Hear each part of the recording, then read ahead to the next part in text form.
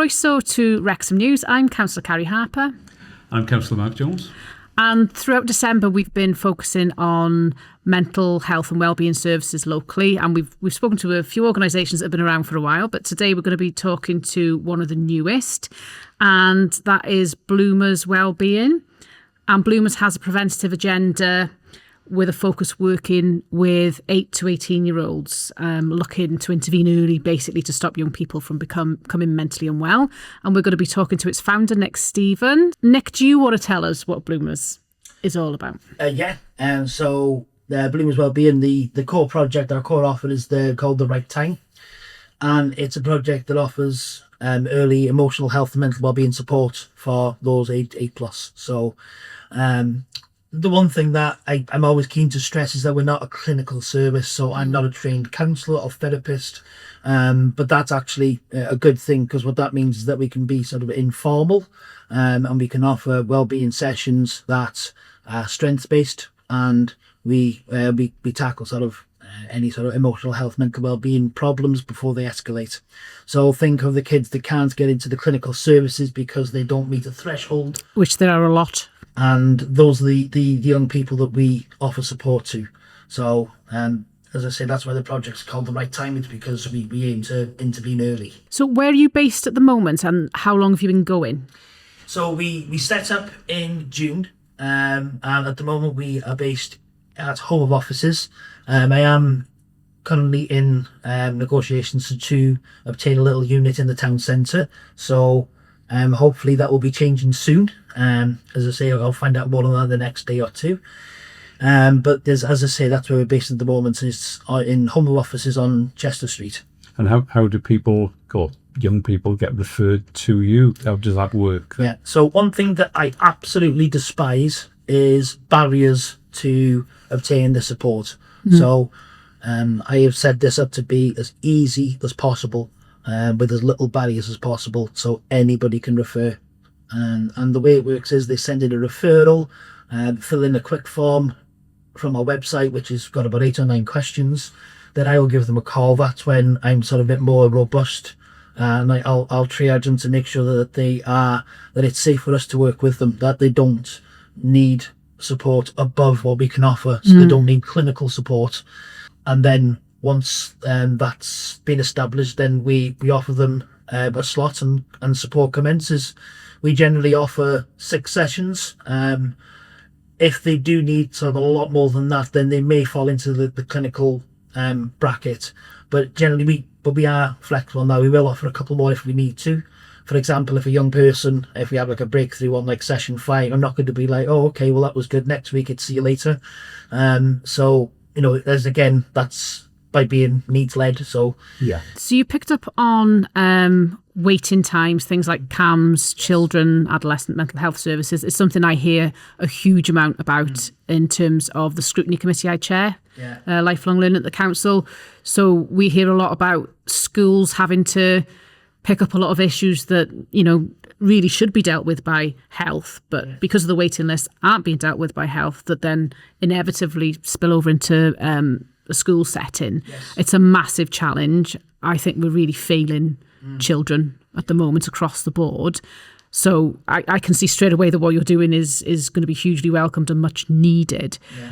What from your perspective would you say the key problems in terms of waiting lists at the moment, which are off the scale? So in terms of waiting lists, one of the things that I needed to establish, I mean, you can know that there's a need just by going on any schoolyard and talking to parents. Yeah. Or general discourse. But one thing I needed to establish was the need. So by doing so, what we did was we did a public consultation, and that threw back 281 responses, and not one person was saying no, it's not needed. Everybody was saying something is needed. Alongside that, we did a freedom of information request, and that was put into Betsy Cadwallader for North East Wales, for Wrexham, Denbighshire, Flintshire, and it was 64 weeks is the longest anyone's waited for an assessment with CAMS. Yeah. And 52% of kids are turned away. So, and also Right. When I say turned away, what I mean is they don't meet the criteria. So, I don't want to sort of bash the services that are there. I don't want to, because nobody goes to work for one of these services to say no to kids. None of them do. The staff that work there, it's just that they have to work within the resources that they're given. And the other one that sort of really stuck out from this freedom of information request was that when a kid is said that they don't meet the criteria, then there's no sort of support in the meantime. There's nothing. There's no sort of sticking plaster for now until they can be seen. So it's just on the parents to keep them. And most of the time at this point, they've been dealing with this for a year, 2 years, if not longer. And they can be a crisis point themselves. So as I say, those 3 alone from that freedom of information request meant that the service that we're offering is really needed.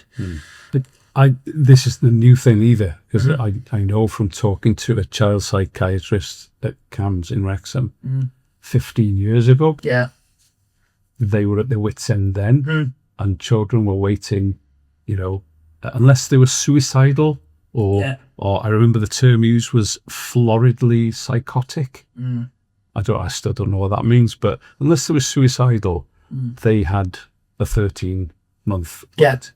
To be sick. And when a child is, going through it, like you say, you haven't just rocked up and decided we need to engage with CAMS. You've probably tried to deal with it previously yourself. And to be, for a young teen or an 8-year-old perhaps, to be looking at a year wait, that's a long time in a child's life, isn't it? Yeah, and when you think about as well, in that 13 months, they may not be attending school, they won't be socialising, they're not developing because they can't, because they're not having their sort of their emotional needs met, if you like. And to tell parents that it's on them, they've already not been able, and this is obviously not knocking the parents, they've already sort of said we need support elsewhere, we can't do this on our own, and that's why they've gone to the doctor to get a referral, and then to be told sorry, you're on there for a bit longer. It's and it's not good. But in terms of the waiting lists for CAMS, that's bad. But when you look at what the waiting lists are for neurodiversity, it's ridiculous. Years. Even worse. So people will say like, I've finally got a referral from a young person who for autism, and then they think, great, but you don't want to say to them, it's probably going to be at the time that child gets that referral, and then they go and get their IDP, the individual development plan. Is it called IDP? IDP, yeah, that's it. I used to, because I worked in Cheshire previously, so I'm used to educational healthcare plan, which is what it is over the border. But so the IDP, by the time they get that in place, they're about to leave school. So I was like, well, what's the plan? This happens all the time, and I just think that the Nest framework says that we need to be. Just explain what the Nest framework is. So the Nest framework is something that was brought out, I think it was 2021, and it's so that all the schools are singing from the same hymn sheet in terms of language, what the approach should be for delivering mental health support for kids, a whole school approach, meaning that they need to involve other agencies and services, but the one that and I think it's really good, and it is right, is to say that it's that support should be led by need, not by diagnosis. So, which is great. That's exactly what it needs to be. So, but what that does is that then puts more pressure on the schools, because unless you have the diagnosis, you don't have the funding for an extra TA or any resources that the young person might need. So, and there are no spare TAs in schools at the moment. Yeah, and there's no spare money either. No. So the schools are being expected to deliver that support without having this in place. So saying that it needs to be led by needs is right, but that needs, surely then the funding should come with that as well. But it doesn't. So I can imagine the response to what you've set up has been pretty clear and dramatic, I would assume then, in terms of wanting that intervention. So I didn't actually plan on setting this up until next year, and then earlier this year I started putting the wheels in motion. I set the CIC up. I had a car crash in June, and I was sat on the sofa with nothing to do from a job. So and I'm never good with that. So I just sort of started. I put in funding bids and then by July I was like, oh, I'm ready to go. Right. Yeah. So Fantastic. yeah. So up to this point, I was still considering how am I going to sort of fund it? How am I going to? So I just put out an offer. I had somewhere to work from, and I put out an offer that I can work with 4 young people, in anywhere in North East Wales. Offers up to 6 free sessions of information and guidance. And I thought I'll let this run for a couple of weeks, get some applicants, and then I'll see who we. So I had to close after 24 hours because we had 81 applications. Oh. Wow. So and 81 into 4 doesn't go very well. So I ended up working with 8, a couple of which were sort of again above the level that we need. I hate this, but if it's not safe for us to work with them, then we won't. If they need clinical intervention, Sure. So yeah, that alone shows the need that's there. So I offered some sessions to them, and then from there, it just kept snowballing. So then it's my full-time job. Right. We had some funding from the National Lottery. We've had some funding from Wrexham Poverty Action Group, TCC. We've had some funding from Kingspan, and we've had. Well, we are getting soon, so they keep saying, a grant from Wrexham Council Startup. So they put me through where to do a clinic with them. Then they put me through 4 training sessions, which were really helpful, to be fair, on things that I didn't have a clue about. Funding, not funding, but like accounting and all the stuff. As a side of Yeah. And that was really helpful. And then you have to do like a Dragon's Den style pitch. So I did that. There was a couple of councillors there as well. And yeah, the funding was up to £1,500, and that's what I applied for. I've been successful, and so that's going to help to pay for rent for like at least 3 months for the property that we can. So so that's where the funding's come from. But we've also been charging £25 per session, unless we can get some funding for like an individual, if you like. So that's been another challenge. And when somebody comes along and they need the support, and it's £25 per session, and they can't afford it, just breaks my heart. But that's where the funding from the likes of Wrexham Poverty Action Group comes in, because that makes a difference for them, And also with me, because I'm not a businessman, I'm not money motivated. When it comes to I'll say to somebody 6 sessions, £25 per session. If they need 7, 8, or 9, then I'm not going to say that I don't want them to pay for those sessions, because I don't want them to think, first of all, that we're just about the money, because we're not. I'm more invested in getting a good result for the kid, for the child, So then we end up doing sort of 2 or 3, which will be completely free on the back of it, all funded by some of the funding pots we've had. Yeah. So you're still at a very early stage in terms of finding out what works and what have you. But what are your conclusions to date into your first 6 months of work? There is, for the ages of 8 to 11, for one-to-one support, for what I do, there was nothing at all. And that is the bulk of my work is 8 to 11-year-olds, for that emotional support. From 11 plus, there is some provision out there, but again, there's still room for us because people come to us.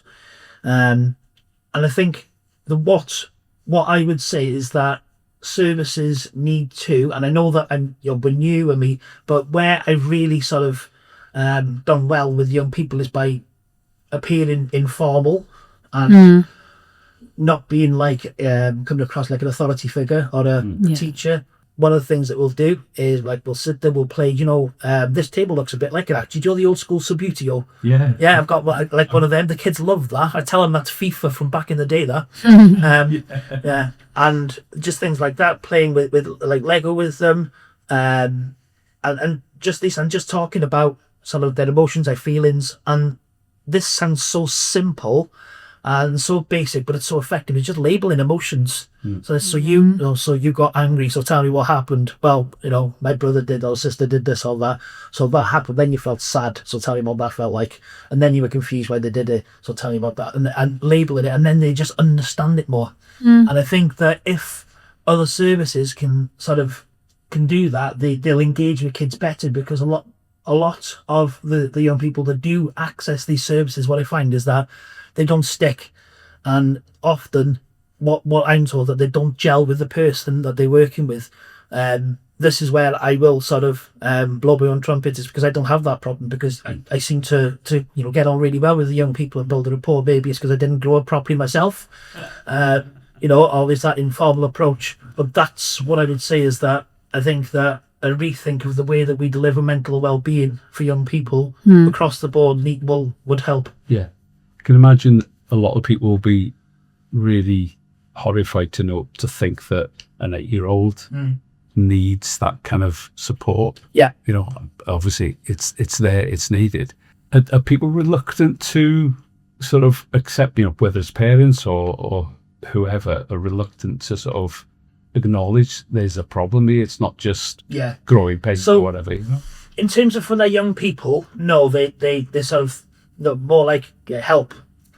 But so this is the interesting thing. So I used to work for a charity in Ellesmere Port, and I was the lead for Cheshire for youth mental wellbeing, and I used to do a lot of whole family interventions.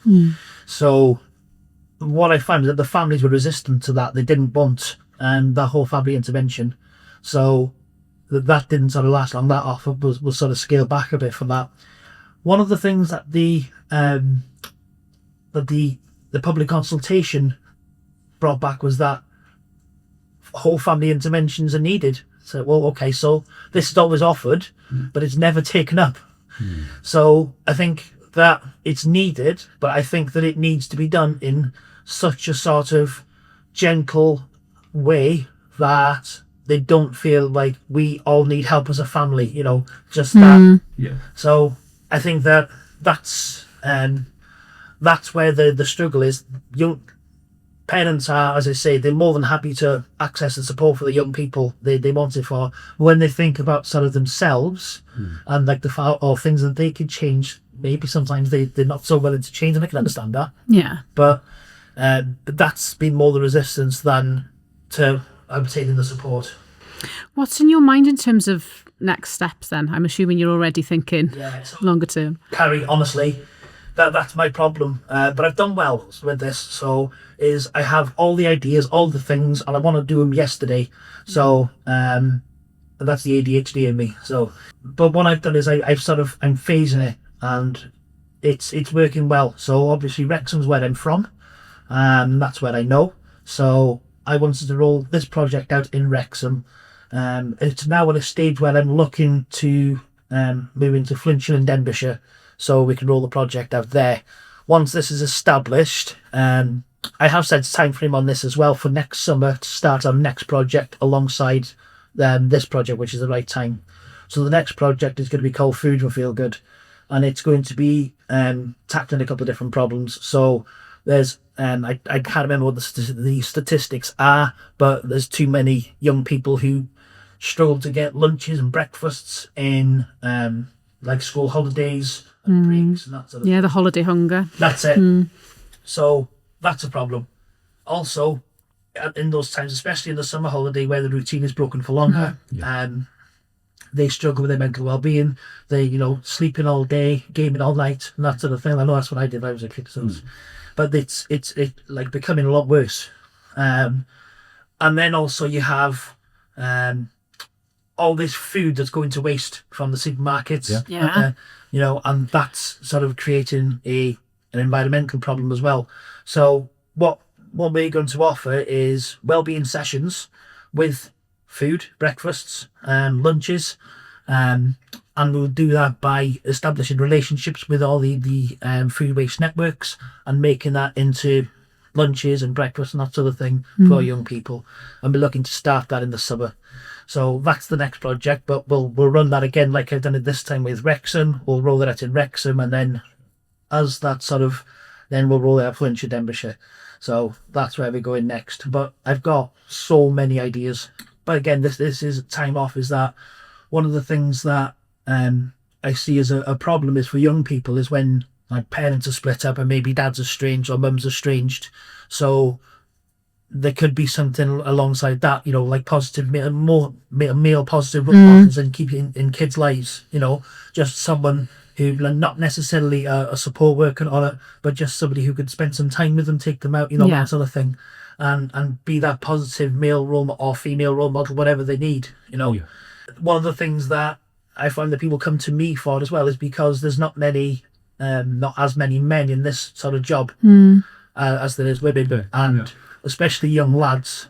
They think they're cool, they're hard, and they don't. They feel sort of. They want a male role model. Yeah, makes sense. Yeah, but then that puts me in the position of male role model, which. But you are. Well, but you are. Yeah. That's the thing to bear in mind. But you can do that by just sort of being open yourself with your emotions and your and sort of, this is where I'm a little bit unconventional. So if you did like counsellor training, they would say to you, don't talk about yourself, don't talk, because that makes it about you, and that's fair enough in a way.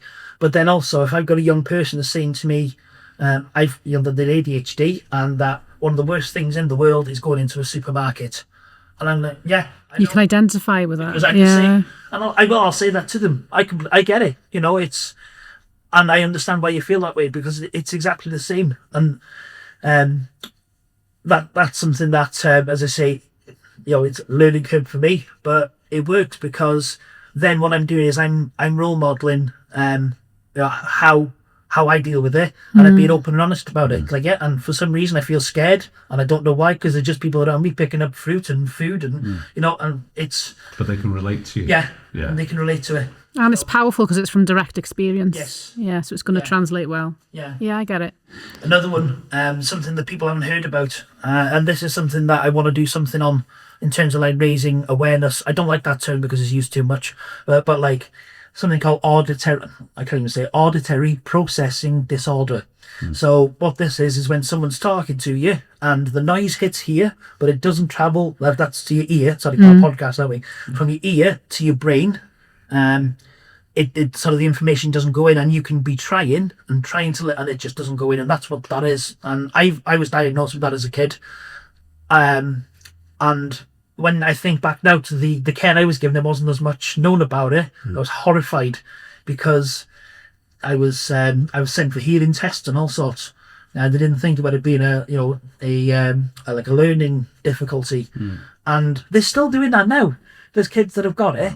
They're showing all the symptoms of it, and they're still sending them for hearing tests. And I'm like, well, I know you have to sort of rule everything out, but then there's been no follow-up, no hearing tests. Oh, they're just not listening then. And it's just so frustrating. And I was just hoping that things would have improved by a lot from when I was a kid. But, the understanding has, but understanding alone isn't enough. It's like, okay, now we understand it. We're not doing anything about it. But it's the understanding's there. And these are the things that are stopping kids from sort of from doing well in school and from flourishing that they should. I think just, talking to you for the brief time we've talked to you now, there's just such a vast amount of things that need to be done across so many different areas, aren't there? And how lacking we are in terms of being able to respond to that at the moment and fund it properly, and coordinate it. And I think what you're doing is amazing. Thank you. There's going to be clearly a huge, huge demand for it, and absolutely. Obviously if there's any way we can support you as you're going along, let us know. Good luck. Yeah, it sounds challenging, but you've obviously got the vision. Looking forward to seeing where you are in 5 years' time. Thank you very much. Diolch yn fawr, Nic. Thank you. Yeah.